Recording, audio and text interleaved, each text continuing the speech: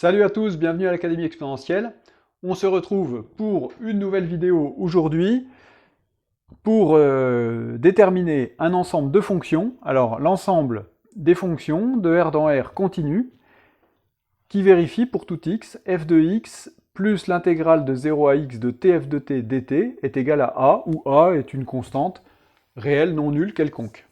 Voilà, alors eh bien, si ça t'intéresse de voir cela avec moi, eh bien installe-toi et on démarre tout de suite. Au passage, n'hésite pas, si tu veux réfléchir à cet exercice, à mettre la vidéo en pause, à y réfléchir et puis à revenir me retrouver ensuite pour voir ma correction de cet exercice.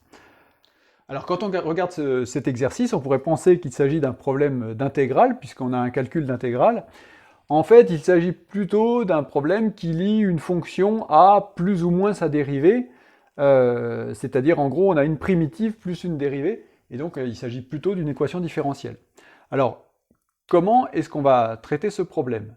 Donc on va dire soit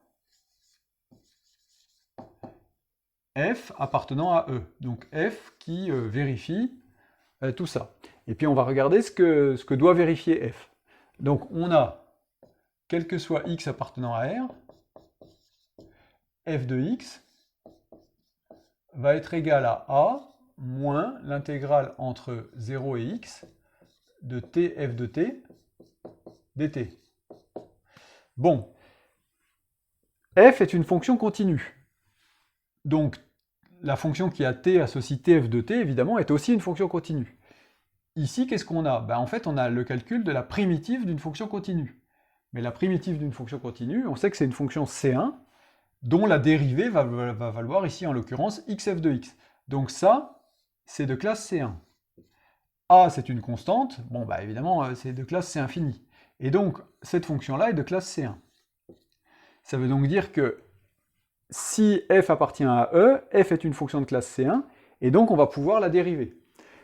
On va donc faire le calcul de la dérivée, et on va obtenir quoi? F' de x, plus la dérivée de cette primitive. La dérivée d'une primitive, évidemment, c'est la fonction qui est dans l'intégrale, c'est-à-dire plus xf de x, égale la dérivée de a, c'est-à-dire égale 0.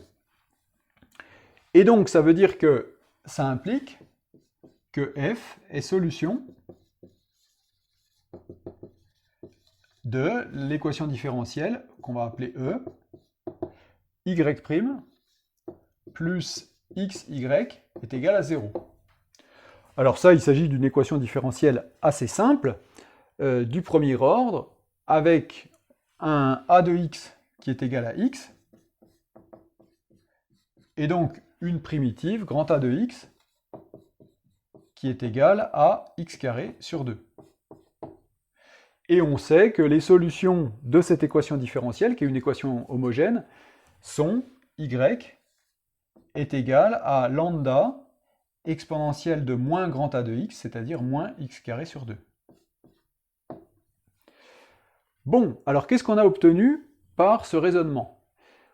On a dit, si f appartient à E, alors f est C1, f vérifie ça, f est solution de l'équadif, et les solutions de l'équadif, c'est ça. On a fait ce qu'on appelle une analyse, c'est-à-dire que si f appartient à E, alors f vérifie ça. Mais par contre, on ne peut pas aller dans l'autre sens parce qu'on n'a pas des équivalents ici. Pourquoi on n'a pas des équivalents? Parce que comme on dérive, en fait, on perd de l'information. Si j'ai une fonction f qui est égale à une fonction g, ça implique que f' égale g'. Mais par contre, si f' égale g', ça n'implique pas que f égale g. Et donc on ne peut pas revenir en arrière.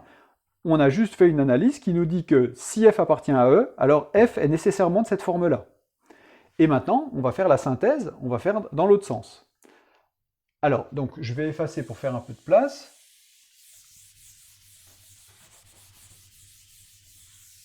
Et donc, soit f appartient à E, on a obtenu que, alors, f appartient à E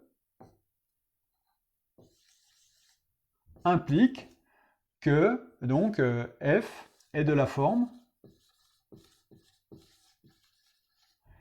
x donne lambda exponentielle moins x carré sur 2, avec lambda qui appartient à R quelconque. Et maintenant, on va regarder quelles sont les fonctions de ce type-là qui vérifient ce qu'on veut. Alors, on regarde dans l'autre sens. Donc si je prends une fonction, soit g, qui à x associe lambda exponentielle de moins x carré sur 2. Bon, évidemment que g va de R dans R et elle continue.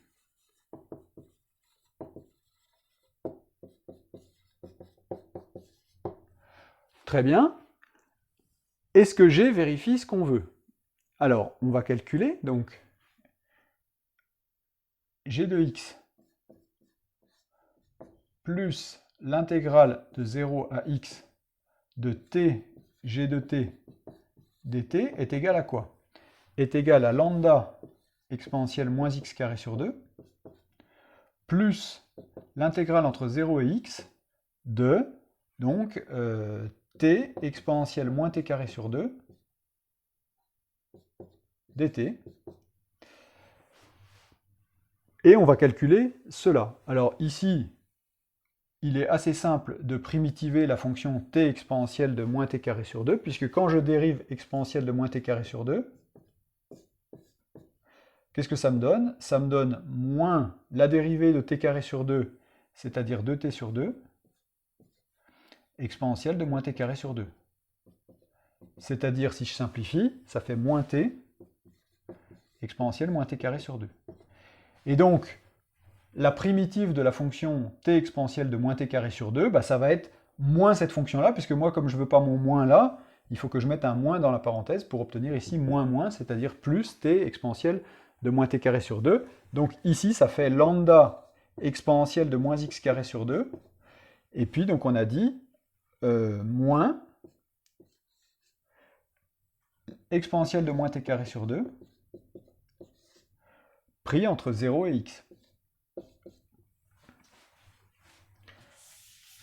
Alors, très bien. Qu'est-ce que ça nous donne, ça?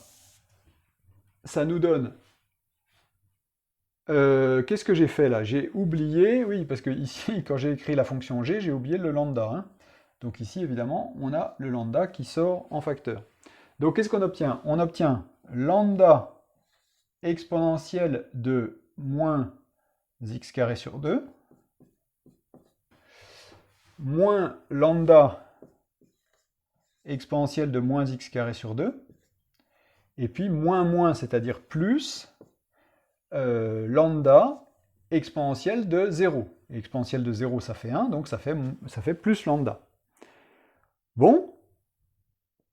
Et nous, ce qu'on veut, c'est que g appartienne à E, c'est-à-dire que g de x plus l'intégrale, etc., soit égal à A.